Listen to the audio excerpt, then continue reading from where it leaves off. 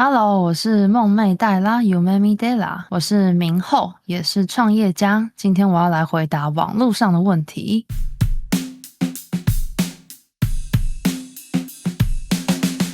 创业要做好哪些事前准备呢？我觉得创业最重要的是心态跟时间的分配，反而并不是资金相关的东西。譬如说，我今天要创业，我的规模是大是小，我是单纯的从接案扩大成一个公司的程度，还是其实是已经有一个很大的事业版图，但是我想要从头慢慢把它扩建。等等的，这个是最基础的东西。那我觉得一定要做的第一件事情，就是先搞清楚你的 TA 是谁，以及他们的需求到底是什么。譬如说，我今天要卖的产品，假设我想要做美甲，我想要做家教，我想要做卖鸡排之类的这些东西，他们的贩售的对象是谁？也就是你的 TA，他们客群大概多少？譬如说，你是锁定16岁到18岁的学生吗？还是其实是20到25岁左右的年轻女性？他们的工作是什么？以及他们平常的兴趣是什么？这些明显的 TA 轮廓都要先做好之后，第二步骤我会建议你用 SWOT 分析过你目前的优势、劣势，以及你的市场目前有哪些空间跟哪些危险之后，再来确定你目前是否要融资，你的风险多少、成本多少等等的这些东西。好，都 OK 了之后，一定要做的就是你要想象你是在养一个新生儿，这个新生儿每天都会需要你把屎把尿，然后可能要花你24小时时间去照顾他，去培养他，甚至如果你有员工，你要去照顾你的员工等等的。对，所以就是一颗这个向善的心。如果也要让创业的人少走弯路，你会推荐哪些方法？像是理财、税务、人资或法规等等的都可以说。我觉得以少走弯路来讲的话，自己创业一定要接触的是自媒体或者是行销工具，其中一个最少最少。那自媒体指的是，譬如说你要经营你的 IG Threads，或者是你要做一些影音频道 YouTube，像是我觉得 VTuber 有很多，也其实是一种创业的形式，所以你要怎么去剪辑你的 Shorts 这些东西，可能都是自媒体跟行销包装的一环。那以最近的趋势来讲的话，我觉得 AI 是一个很适合大家最初期上手的工具之一，因为它其实一个月的成本算蛮低的，但是其实现在的 AI 都已经洗过很多蛮成熟的创业相关的背景内容，所以用来讨论你的创业风险或者是创业的类型等等都是蛮不错的。第二个就是风险分散的问题。我觉得蛮多人都会想说，创业就是一定要做大，我要做一个超级无敌强，可能要有100人以上的这种大公司才叫创业。但我觉得没有，创业就是一个人，我要如何把一个人的事业，譬如说他可能是一个斜杠，或者是可能是一个小小的副业，或者是一个你可能是大学生刚毕业第一次接案的这些东西，要怎么推成一个让它可以自动化的东西，都是创业。因为创业就是希望我们从个人脱离变成公司，那公司的重点其实就是要有 SOP，要有自动化这样的东西。那所以回到正题，风险分散这件事情对于初期的人来讲的话，譬如说你有一个正职，然后你想要兼差做创业，可能是写写文案，做一些 AI 的影片等等，都很不错。那一定不要的就是千万不要贷款来创业，除非你本身资本额非常非常的雄厚。譬如说，你有半年到1年左右的紧急预备金，是你可以一整年不用工作都还可以活下的这种基础金额，不然如果贷款，通常就是赔得很惨啦。对，因为我觉得会去选择什么都不看，就只先选择先贷款来创业的人，通常对于创业是没有太深入的认知的。第一笔资金会建议贷款吗？希望占多少比较合理？这个就是跟刚刚讲的一样，我不建议你在什么都不知道的情况之下就选择譬如说加盟，或者是去新创贷款，然后来做创业，因为这个领域有太多，它其实就算是一个工作的职业吗？我觉得可以这么定义，就是创业其实是一种职业，这个工作环境本身有很多一般人可能不会去想到的问题。是你可能在入行前需要先去了解的。那如果你就只是想要贷款，然后马上开始你自己的创业生活的话，可能会踩到很多坑。前期投入的资金要怎么计算，以及停损点大概要在什么范围才是合理的呢？像刚刚讲的，资金并不是创业初期你最应该核心去考量的东西。如果你是已经都有做好市场需求的调查，然后你的品牌定位都做好了，那我们现在要谈到资金的部分。我建议并不是像现在可能你问说那我到底要多少趴才合理，而是每一个产业的趴数是不一样的，每一种大小规模的公司也都是不一样的。那我会建议的是，现在第一个线上有很多创业顾问的网站，或者是甚至有很多线下的 meeting 是能够提供你免费咨询的。第二种是我自己很喜欢的是在社群媒体上面去约一些其他的创业者，或者是其他的同业分享。那可以是简单的 coffee chat， 那就是约一个简单的线上 meeting 或者是线下的 meeting， 然后你给他你现在已经有的资讯，譬如说我的规模大概是多少，我的资本额有多少，那我预计多久成长到什么阶段，这样子我们才有所谓的东西可以跟你讨论，你前期到底要投多少钱进去，有没有能够增加信贷金额跟降低利率的好方法。这个我本身不太清楚，但是大部分信贷相关的东西都是跟你写的企划书是有关的。当你去做创业顾问的咨询的时候，他们其实就会提供你相关的东西，所以我会建议还是去问一些领域比较擅长的人，比较能够回答到。对于起手资金比较少的人，以及他们可能没有办法承担太多失败的初步创业者来讲，会推荐他找到合适的就勇闯创业，还是应该要边兼职存一点钱再来呢？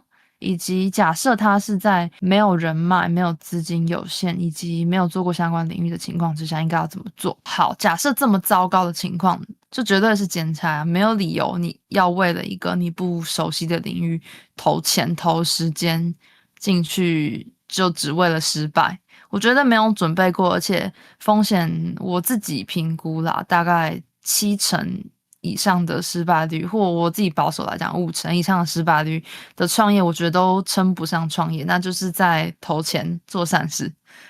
那像我自己的创业经验来讲的话，我目前主业做的工作是跟教育相关的品牌，我可以分享一下我的风险大概多大，自己评估，我觉得小于10%，那也就代表说我在什么都没有发生的情况之下，也不可能会赔钱。我觉得对于有一个正职或者是你的收入来源不稳定的人，这两种都是，就是你只是一个打工人啦，就不要为了圆梦去花太多的风险在创业。创业并不是一个很梦想的职业吗？我觉得它并没有人们想象中的那么美好。就是它并不是我当老板，然后我就两手一撒拎得敲卡，然后什么事情都不用做，没有，就不管是钱、管人、管你的 business 本身，或者甚至到后面你要怎么去推你的现金流，这些东西都还蛮复杂且花时间的。我觉得在不能承担失败风险的情况之下，我就不会选择创业。我一定会先累积一定的资本额，以及做好市场调查。因为创业听起来很简单，它做起来也很简单，没错。我今天就是选择把钱丢到某个领域，看它会不会变多嘛，那这就叫创业嘛。其实它就跟投资差不多嘛。那投资有赚有赔，怎么降低风险？就是你要了解你投资的公司领域本身的发展如何。也就是回到这里，如果你根本没有做过相关的领域，没有认识的人，也没有钱，那你就去打工，好不好？不要创业。政府的新创补助是否能真的帮助到创业者呢？我目前是没有使用过相关的补助，而且我知道除了新创补助之外，现在也有凤凰补助，就是专门针对女性的创业者。那至少利率听起来是很低啦，低于平均，而且申请的金额度是非常高的。如果你是有写好计划书，做好一定的市场规划之后，你只是缺钱，那我觉得没有不行，应该是照理说是可以真的帮到的。但是还是建议至少找一些基础的顾问来看一下你目前的计划有没有太核心的问题以及风险多高，不然一样就是不要乱投钱。如果是跟朋友创业，有什么需要注意的事情呢？第一个是你的创业定义是什么？是大家一起为了一个事业从头到尾 build 一个东西，还是他投资你，还是你们两个一起合资，这些都不一样。但是不管是怎样，一定要注意的事情就是一定要签合约，不管他跟你多好，不管他是不是你妈，都一样，就是签合约。为什么要签合约？因为譬如说像我身边也有那种创业初期大家都哇好兄弟哦，赞助你200万，好不好？我们一起开一间公司。然后后期怎么样？譬如说我女朋友说那个我们很需要这笔钱啊，但是我最近都没有拿到分红，那我可不可以撤资？这样子就是开始闹翻，然后最后也是由那个主要的负责人来收购股份才收场的。第一个就是签约，第二个就是一定要有一个主要负责的人，不可以有那种什么50-50股份，那样子绝对吵翻天，好不好？当合作伙伴出现经营理念不合，或者是赚钱分配上的争议，应该怎么解决？好，如果你有合约，你就不会有赚钱分配的问题，因为就是按照纸上写多少就是多少，好不好？不要乱搞。如果是经营理念不合，我最推荐的方法是一定要找一个第三方。那第三方至少要做的就是录音存证，说你们两个的沟通过程是什么。那当然不合的最后就是拆股嘛，拆股没有不好，就是大家各走各的。那如果你们一直就是我们俩就是想要一起开公司，但就是理念不合，那要怎么办？就看谁是老板就听谁的，好不好？谁的股份比较多就听谁的。怎么选择适合自己的合伙人？OK，以我自己的经验来讲的话，我其实是蛮在乎合伙人跟员工的个性跟我合不合的。我的公司目前是大概有10名以内的员工，每一个员工都是我自己面试加上培养的。那我觉得合伙人同理，他如果是监督类型的，譬如说你需要一个顾问，或你需要一个人事等等的。那你们的个性最好是要互补。譬如说我自己就是一个很冲的人，我就是充满天马行空的那种奇奇怪怪的想法，然后我整天就想要去拓展它。但是呢，我的顾问就会跟我讲说，对啦，这个我们还是要做风险评估。然后我们目前应该要着重在，譬如说，我们早就已经今年开好年度会议啦，对不对？我们应该这个月要做什么事情？你要先帮我把这个东西做到，我们才可以做下一步。这样子的监督角色，我就觉得哇，真的很适合我，因为我就是一个很容易失控的人。那但是如果他不是监督类型的，是合作类型的，譬如说你们两个要一起创造内容，譬如说都是 content creator，我们两个一起想影片的内容。那他跟你的类型最好要很相似，他要能够 get 到你的频率，不要说两个人根本美感就不合，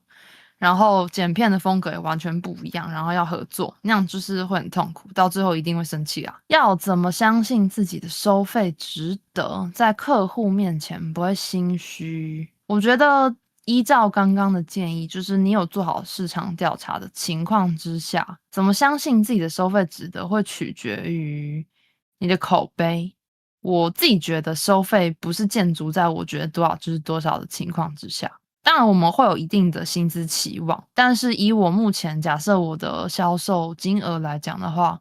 我觉得我的单价是高于行情的，但是因为我的销量很高，口碑也很高，它都是自来客，我根本不需要做行销，就会有人来买这个产品的情况之下，那我当然会相信我的收费值得，而且会越来越高嘛，